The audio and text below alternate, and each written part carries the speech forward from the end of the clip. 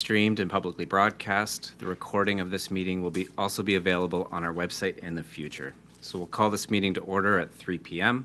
and we'll begin this meeting as we always do with our land acknowledgement statement, which reads, "We'd like to begin by respectfully acknowledging that Dufferin County resides within the traditional territory and ancestral lands of the Tianetate, the Attawaddaron, the Haudenosaunee, and the Anishinaabe peoples.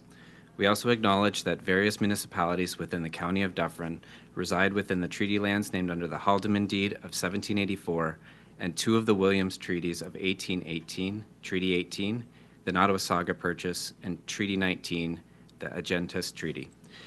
These traditional territories upon which we live and learn are steeped in rich Indigenous history and traditions, and it is with this statement that we declare to honor and respect the past and present connection of Indigenous peoples with this land, its waterways, and resources." So that takes us to a roll call. So the clerk will now take a roll call. Councillor Guardhouse. Present. Councillor Hawkins. Present. Warden Horner. Present. Councillor Little is absent with notice. Councillor Nix. Here. Councillor Post. Present. Councillor Wrench is absent. And Chair McLean. Present. Thank you. So that takes us to number 4 on the agenda, declaration of pecuniary interest by members. So members may declare any pecuniary interest now or at any time during the meeting. Please state the interest and the general nature thereof, and declarations must be verbal and in writing and can be emailed to the clerk. It takes us to number 5, public question period. Were there any questions submitted? No, there were not. Okay, thank you, and there's nobody online. Number 6, there's no delegations or presentations, which takes us to number 7, reports. So 7.1 is a report from the Dufferin Oaks funding update, and I'll turn it over to you. Thank you. Through you, Chair McLean. So this is really a good news report. Members may remember last year a similar report coming forward from the same funding stream. So back in August, we submitted an application to Ontario Health for the local priorities and the equipment and training fund. And we heard back about a month ago that we were successful to receive just a little over $32,000. And that amount will be going towards items such as a bladder scanner, some specialized mattresses, and bariatric wheelchairs. Great, thank you. Councillor Nix. Yeah, I'm not sure I need an answer, but I was actually going to ask you, Brenda, what is a bladder scanner, a specialty mattress, and 2 bariatric wheelchairs? I can take a guess, but if I don't know what they are. I'm happy to answer that.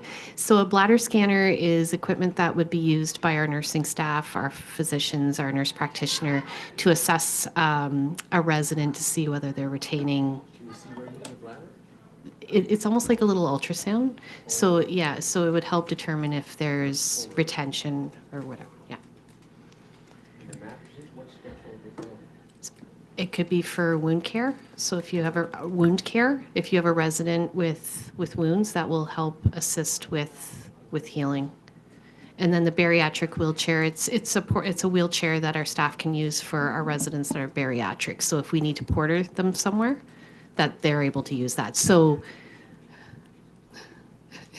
a bariatric resident would be somebody that weighs more than 350 pounds. And it could be for somebody to take their loved one out somewhere, because quite often, even the wheelchairs in the home are specialized and they're very large. This would allow them to use a more portable wheelchair to be able to take them out. Thank you. Great. Are there any other questions or comments on the report? No? I have one, Brenda. Is there intention to apply to this type of grant again this year? So they open it up typically annually, but if they were opening it up once again, we would definitely apply. Okay, excellent.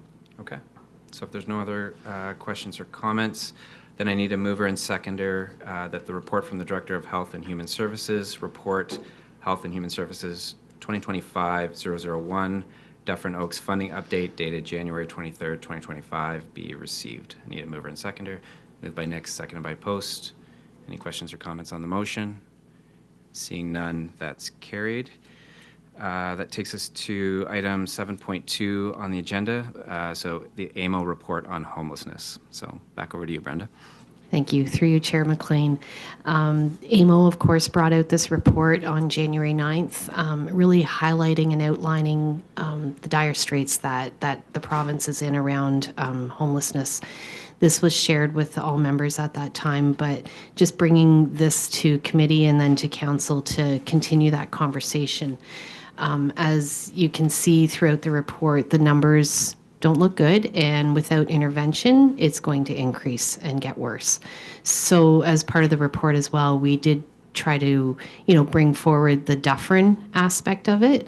And while our numbers may not, seem as dire maybe as some other communities, it will continue to increase if we don't do something about it. Great, thank you. Yep. Yeah, I don't have a question so much as a thought. I mean, I'm quite impressed with the report and the fact that all 47 service managers gave data. This is, I didn't read every page. I didn't get down to some of the discussion notes or how the data were put together, but it is a really good report. What struck me, I mean, I know how much we do in Dufferin County, and I think that's great, but we still got a problem. And I know the waiting list for, say, housing, rent-geared income or something is bad. I know we, on the other extreme, we have the emergency shelters, which I don't think we've hit capacity yet. But what I was wondering in between, I was reading up on what Hamilton's been doing. Now, I'm not advocating anything. I'm just wondering, in this report, when you get down to page 17, it looks like they're talking about building new houses at about $354,000 a shot. I assume that doesn't include land and servicing. It didn't say, I assume that's just the building cost. These units that Hamilton are buying, these tiny units, are about $35,000 each. Again, I assume that doesn't include land and servicing, but suppose it's double, suppose it's 70,000 by the time you get them in there.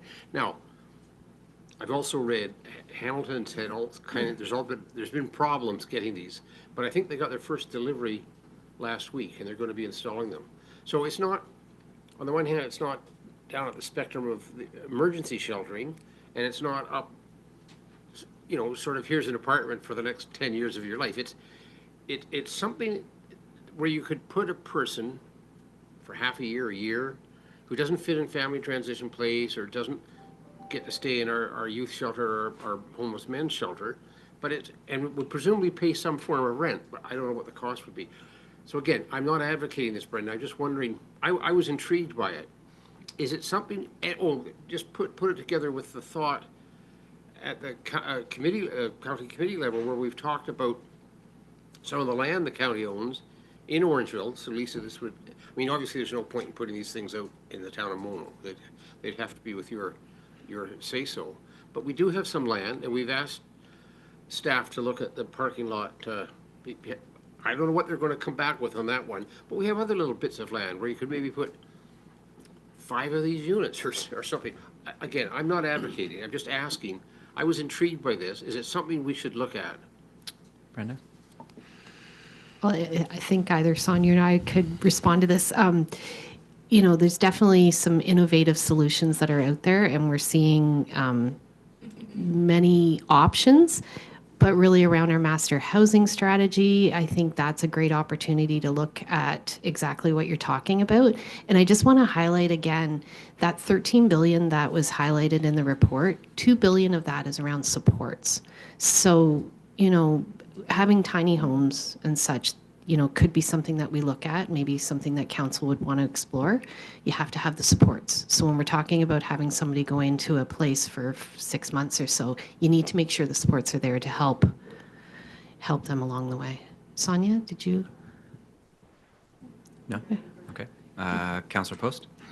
If I could, through you, Chair, to Councillor Nix, this is something really that the homelessness task force that we're just getting ready to launch will look into as well. We'll look into all those options. And as Brenda said, the housing part is really the easiest part of solving that. Putting a roof over someone's head is the easiest part. And the biggest struggle with some of these tiny home developments that they have, because Hamilton's one, but they're popping up in London and different cities around, is that if they don't have appropriate wraparound supports, then then they are problematic. It's really a step up from a tent at that point if there's nothing else to support the folks that are needing them. And it's something that the Homelessness Task Force will look at really closely of what the best options forward are that could support, whether it's on county-owned land or other, and what service providers may be interested in partnering with the county, because the county can't do this alone either. There's partnership opportunities that are going to have to happen in order to address some of the things that we're seeing. Yeah. Any other questions or comments on the report? Yep. Warden Horner? Just, Brenda, I know of one instance in Melanchthon, actually, where there's a private individual looking at putting some tiny homes in. Do you ever see that we would be able to provide some of those supports if they've got the housing figured out? Is it something we could do then would be to do the support piece? Is that a public-private thing ever going to work? I would never say no to something like that. And it's really about connecting people and forming partnerships. So it's really when we become aware of something like that, we could connect them with some of the providers that we're already working with and already existing. Great. Any other questions or comments? I did have one comment, and it's that I think we've been relatively fortunate in Dufferin County around the homelessness issue. We do have a homeless population. We do have a vulnerable population, but we're not seeing the same numbers as other municipalities that are this close to the GTA. And I think that is a credit to our staff and taking a proactive approach and that housing first approach. But as well, I think it's important that we don't take our foot off the pedal, right? And that the work of the Homelessness Task Force is going to be incredibly important, and the housing strategy looking forward and how we can better house people. I think it's going to, and innovative solutions like the one Councillor Nix raised, it's something that we're going to have to continue to push forward so that we don't get behind the 8 ball on this. So, yeah, Councillor Nix. Can I make another comment? Please. I went to the homelessness forum, and Brenda gave an excellent overview of a report, which I thought was great, and then I lit into her. And here is my problem with a lot of these reports. I mean, it was a good report, but what I said, and maybe this is because of my stupidity, I know we need different types of housing, and that's in your report outlined all that, and that was great. What I don't know is how do I, as a councillor, get the darn thing off the ground? I mean, we have 2 big developers before us in Mono, and we say to them, well, are any of those units going to be affordable? They won't use the word affordable. Well, our units will be attainable. And we don't seem to have any, well, in both of them we're probably going to, one of them we've already been before the Ontario Land Tribunal. Anyway, it doesn't matter. My feeling of helplessness is, I read reports like this, I read the reports like the one you gave at the task force, and I sit back and I think, I mean, maybe some of my other fellow councillors here are much smarter than I am. They know how to make a developer to do these things. I don't know how to do them. That's my frustration. Thank you. Thank you. Well, what I would comment on that is we do have a housing strategy. We've identified 10 properties there on county-owned land that we can take action on. So, to your point around that, that's something within our control. And then around the rest of it, I believe part of that strategy speaks to bylaw about policy and where we can influence policy around that. And I think, greater discussion, of course, needs to occur, but we're very close to being able to share more about the implementation plan. And I'm really excited about that. And I am too, Brenda. Don't get me wrong. It's just that if these developments in Mono go ahead, we're continuing that spread of $1 million home subdivisions around the town of Mono. I know that's what people like to buy, but none of those houses will accommodate the elderly, the people who need an affordable unit, and it's just bad planning, and I don't know how to. Anyway, yeah. I said enough. That may come through that implementation plan, and I think we had a really important, intense conversation back in 2024 about the need to develop these lands and move quickly on it. Brenda, could you just talk a little bit just about what the next step is around the implementation plan, when you might expect to receive that? I'm going to pass this over to Sonia. Thank you, Mr. Chair, for the question. So we have been working with the consultants who developed the plan because when they were at council in October, the next step for them was to go away and come up with a detailed implementation approach. And so they have been working on that. They've met with the planners already in both the town of Shelburne and the town of Orangeville to discuss those 10 properties that were identified and to determine whether or not from a planning perspective they actually could move forward or what some of the limitations might be, or even from the planner's perspective, which ones might be preferred in terms of ease of approval and all of that sort of thing. So they're refining that report, and we should have that shortly. They're also setting up meetings with a number of the nonprofit housing providers, so including SHIP, Indwell, which has been doing a lot of development across the province, to try and identify how we could enter into ongoing partnerships with SHIP and then a new partnership with Indwell to actually take on both the building and the operation of facilities that might be built and how our mutual contributions would get that moving faster. And then finally, the two final pieces, with respect to those 10 properties, they are going to do a bit more engagement around those, just to make sure that we're not going to come up with some other roadblocks as we move forward with trying to develop some of those properties if we want to. And then finally, looking at those things that we were just talking about a second ago, Councillor Nix, around the non-asset strategies, so things around policy. Are there ways that we can make amendments to our official plan and then subsequently would be rolled down into the local official plans to actually have some requirements around percentages for affordable housing units, and then ways to speed up the development process and to give sort of front of the line approach to developers who came forward with true affordable housing development options, and then even some other programs around offering incentives for attainable or affordable housing. So really, I think the focus of our strategy, though, is around those deeply affordable or non-market units that would require the supports, and whether those supports are for people who had previously been experiencing homelessness or supports for older adults who would be able to live more independently. So there's sort of two types of supportive housing, and this project would actually look at both of those, and then council would determine which ones would become the top priorities. Wonderful. Thank you for that overview. I think it's helpful just to get those updates on where things are, as it's such an important council priority. Any final questions or comments on anything that's been shared on this report? No?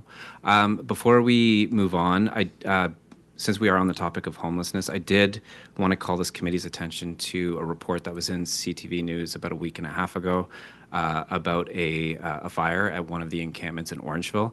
And because it did get media attention, the public was probably aware of it. I just wanted to give Brenda the opportunity to talk about the county's response to that. Thank you. Through you, Chair McLean. We did become aware of that. The MCERT team that attended that fire did inform our staff. To our understanding, the individual that was there was relocated and offers of support were provided at that time. Okay, thank you. Yep. Just a further question. So it was just one individual in an encampment? Like, I guess you don't call one individual in an encampment, do you?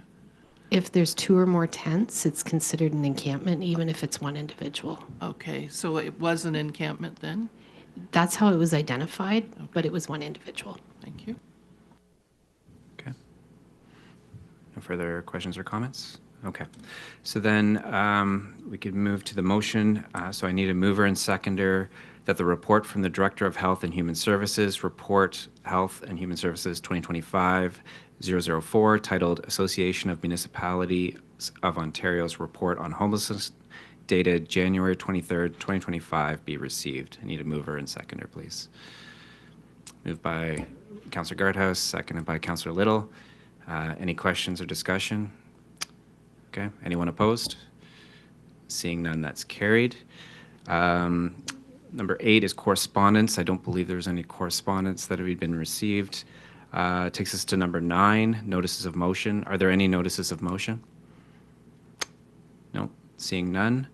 10, I don't believe there's anything under other business, which takes us to number 11. So our next meeting is Thursday, February 27th, 2025 at 3 p.m., located here at the Edelbrock Center. And that takes us to adjournment. So I just need a mover and seconder that we adjourn this meeting at 3:20 p.m. Moved by Wrench, seconded by Guardhouse. Any questions? Anybody opposed? Okay, that's carried. Thanks, everyone.